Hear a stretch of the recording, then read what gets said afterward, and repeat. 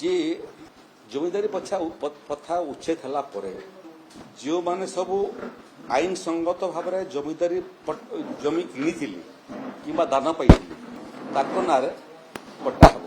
ଇଏ ଜମିଦାରୀ ପଟ୍ଟାକୁ ଯେଉଁମାନେ ଜମିଦାରୀ ଆଇନ ଆସିଲା ପରେ ମାଡ଼ି ବସିଲେ କାଗଜପତ୍ର ତିଆରି କଲେ ଫର୍ଜରୀ କଲେ ସେମାନେ ସବୁ ସେ ଜମିରୁ ମୁକ୍ତ ହେବେ। ଯେଉଁମାନଙ୍କ ନାଁରେ ସେଟେଲ୍ ହେବ ତାଙ୍କ ପାଇଁ ମଧ୍ୟ ଫିଜ୍ର ବ୍ୟବସ୍ଥା ଅଛି।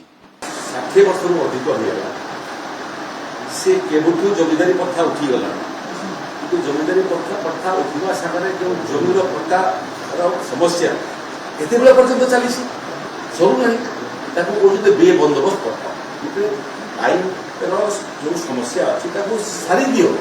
ତୁମର ଯେତେବେଳେ ବିନୋବା ଭାବେ ଆରମ୍ଭ କଲେ ଏ ଯେଉଁ କ'ଣ ଭୂଦାନ ଆନ୍ଦୋଳନ ହେଉଛି ମିଡ୍ 60s ଯେତେବେଳେ ନକ୍ସଲମାନେ ଜମି ଦଖଲ ଆରମ୍ଭ କଲେ ଜମିଦାର ମାନଙ୍କର, ସେ ସମୟରେ ବିନୋବା ଭାବେ ଆରମ୍ଭ କଲେ ଭୂଦାନ ଆନ୍ଦୋଳନ। ଧନୀ ଲୋକଠାରୁ ଜମି ମାଗିବେ ଏବଂ ଗରିବ ଲୋକକୁ ଜମି ଦେବେ।